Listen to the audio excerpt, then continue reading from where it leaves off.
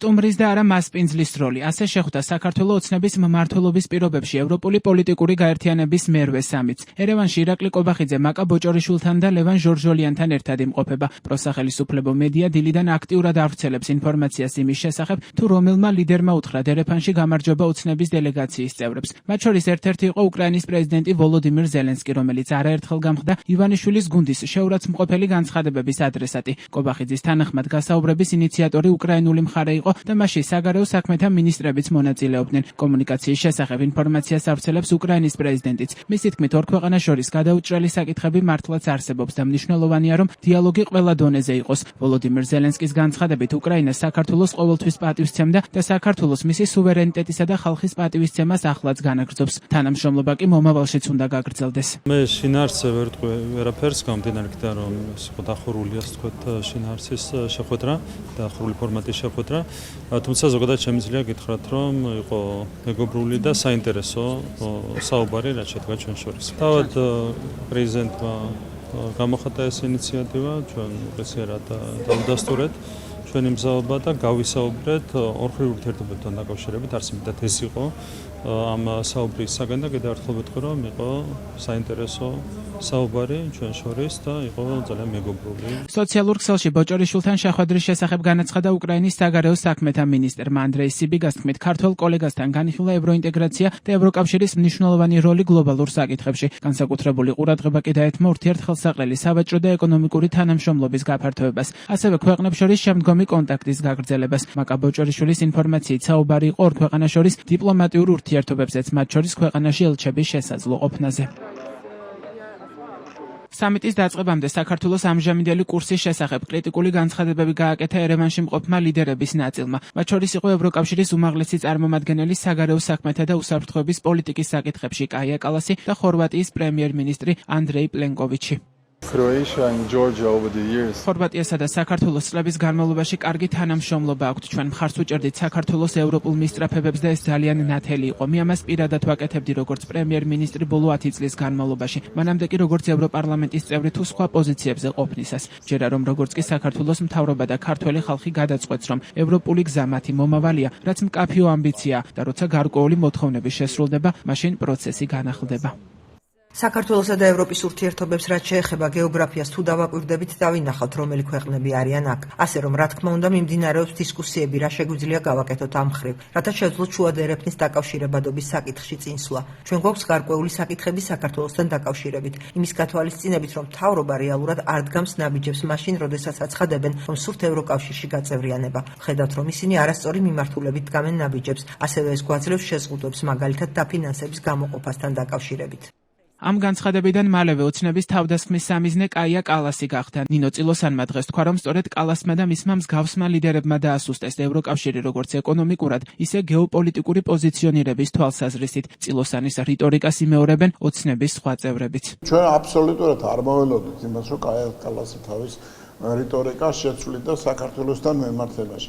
ერთი პოზიცია ჰქონდა და ამ პოზიციას ასაკურველი არ შეცვლიან, მით უმეტეს, რომ მილიონობით ევრო და დოლარი აქვს დახარჯული იმ პროცესების განვითარებისათვის, რასაც რევოლუცია მოჰყოლო და არ გამოვიდა, რასაკურველია, უკან დახევას კაია კალასი არაპირებს, თავარია რომ იცვლება მდგომარეობა მსოფლიოში, რეგიონში და ჩვენ იმედს ვიტოვებთ, რომ ესეთი ორმაგი სტანდარტი უსამართლო დამოკიდებულებად შეიცვლება კაია კალასთან ერთად, მით უმეტეს მან დღემდე ვერ ახსნა თუ საიდან აქვს შემოსავალი მის ოჯახს მილიონობით რა ბიზნესია, რომელსაც მისი ქმარი ეწეოდა და გამორიცხული არ არის დღესაც ეწეოდეს რუსეთში. ოპოზიცია კი ოცნებას ანტიდასავლური და იზოლაციონისტური პოლიტიკის გამო აკრიტიკებს. ოპონენტების თქმით, სწორედ ამის შედეგია ის, რომ ევროპული პოლიტიკური გაერთიანების სამიტს არა საქართველოს, არამედ მეზობელი ქვეყანა მასპინძლობს. ჩვენ ხედავთ ბუტაფორიულ დასწრებას ისეთ შეხვედრაზე, რომელიც პირველ რიგში თბილისში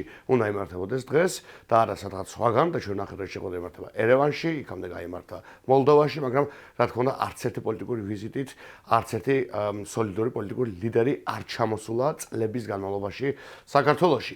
და ნაცვლად იმისა, რომ დღეს აქ ხდებოდეს მსგავსი რაღაცები, ნაცვლად იმისა, რომ დღეს თბილისი იყოს ჩვენი რეგიონალური დინამიკის ცენტრი, ჩვენ ხედავთ, რომ ცენტრი არის გადასული სხვაგან და კობახიძე როგორც ბუტაფორია ესწრება შეხვედრას, სადაც მას არავინ არ ელის და სადაც მასთან სასაუბრო არავის არაფერი არ აქვს, იმ მარტივი მიზეზით, რაც არის ის, რომ ამ ხელისუფლებამ ყველაფერი გააკეთა გასული 2 წლის განმავლობაში, რომ საქართველოს ქცეულიყო იზოლაციურ ჭაობად. ირაკლი კობახიძემ ქართულ ხალხს მოუწყო ევროპული არჩევანის საბოტაჟი ივანიშვილთან ერთად. ახლა იმყოფება სომხეთში და ჩვენ ვხედავთ სომხეთში ევროპის ლიდერებს იმ ბედნიერ ხალხს, რომელიც ელოდება ევროკავშირის წევრობას და ეს ბედნიერების შანსი ივანიშვილის, კობახიძის გამო დაკარგა ჩვენმა თანამოქალაქეებმა. თუმცა ივანიშვილს დავამარცხებთ ერთად და ქვეყანა დაუბრუნდება ნორმალური განვითარების გზას. კობახიძის ყოფნა ამის კაფიო მაგალითია, რომ სწორედ კობახიძემ ივანიშვილთან ერთად მოაწყო ევროპული არჩევანის საბოტაჟი, ის არის მთავარი დამნაშავე და ამას არა მარტო ქართველი ხალხი ეუბნება მას, მათ შორის ეთქვის ევროპელი პარტნიორები უკვე ერევანში. ლიდერი ქვეყანა საქართველოს, რომელიც აღმოსავლეთ ევროპულ ქვეყნად ითვლებოდა, დღეს პოსტსაბჭოურ ქვეყნად არის მიჩნეული და ეს არის ქართული ოცნების ირაკლი კობახიძის დამსახურება და უულოცავ ამ ადამიანებს. პარალელურად კი ხედავთ, რომ სომხეთში სამიტი იმართება, სადაც ყველა ევროპული ლიდერი არის ჩასული, მათ შორის ირაკლი კობახიძე არის ჩასული. ძალიან სამწუხაროა, რომ ეს სამიტი, მსგავსი სამიტი საქართველოში არ არის. ძალიან მიხარია, რომ მეზობელ ქვეყანაში, მაინც სომხეთში, მსგავსი სამიტი ინიშნება და ევროპის ყველა ლიდერი ჩასულია. ამით მაინც იქნებ რეგიონზე ყურადღება იქნეს გამახვილებული და აქ მაინც იქნებ გაძვრის საქართველოს როგორღაც. სამიტის ფარგლებში კობახიძემ მონაწილეობა მიიღო მრგვალი მაგიდის ფორმატის დისკუსიაში თემაზე დაკავშირებადობის გაძლიერება და ეკონომიკური უსაფრთხოება. მანამდე კი ოცნების პრემიერი სიტყვით გამოვიდა ნარკოტიკების წინააღმდეგ ევროპული კოალიციის მეორე შეხვედრაზე. ზოგადად სამიტი ძალიან საინტერესო ფორმატია. მე ხვდეთ ვიღებ ამ სამიტში მონაწილეობას, მოხარული ვარ ამ შემთხვევაში ჩვენს მეგობარ მეზობელ ქვეყანაში იმართება სომხეთში. ეს სამიტი ტრადიციულად გამოვიყენეთ აქაც ეს პლატფორმა მრგვალი მაგიდის ფორმატში მქონდა გამოსვლა, სადაც საუბარი ჰქონდა დაკავშირებადობის საკითხზე, განსაკუთრებით ენერგეტიკის მიმართულებით და ჩვენი ხედვები გაუზიარეთ ჩვენს კოლეგებს და მეორე ამ ფორმატში გვაქვს ხოლმე საშუალება ძალიან ბევრ ლიდერს გავესაუბროთ და ეს შესაძლებლობაც მაქსიმალურად გამოვიყენეთ, გონდა საინტერესო საუბრები ევროპელ ლიდერებთან, ყველა თემასთან დაკავშირებით, რაც არის საინტერესო. ოცნების მთავრობის ადმინისტრაციის ინფორმაციით ირაკლი კობახიძე დღეს ევროპის საბჭოს გენერალურ მდივანს ალენ ბერსესად შეხვდა. კობახიძემ დაადასტურა საქართველოს ხელისუფლების მზადყოფნა დიალოგისთვის და როგორც ორმხრივ, ისე მრავალმხრივ ფორმატებში კონსტრუქციული თანამშრომლობისთვის. ადმინისტრაციის ინფორმაციით ქართულმა მხარემ საერთაშორისო მექანიზმების პოლიტიკურად მოტივირებული მიზნებით გამოყენების მზარდ ტენდენციაზე შეშფოთება გამოხატა და იმედი გამოთქვა, რომ ეს პრაქტიკა შეიცვლება. ოცნება ირწმუნება, რომ ერთგულია ფუნდამენტური თავისუფლებების დაცვის, დემოკრატიული რეფორმების განხორციელების და კანონის უზენაესობის უზრუნველყოფისადმი. ოცნების მთავრობის ადმინისტრაცია ასევე ავრცელებს 8 წამიან ვიდეოს, რომელზეც ჩანს, რომ საფრანგეთის პრეზიდენტი ემანუელ მაკრონი ირაკლი კობახიძეს მიესალმა.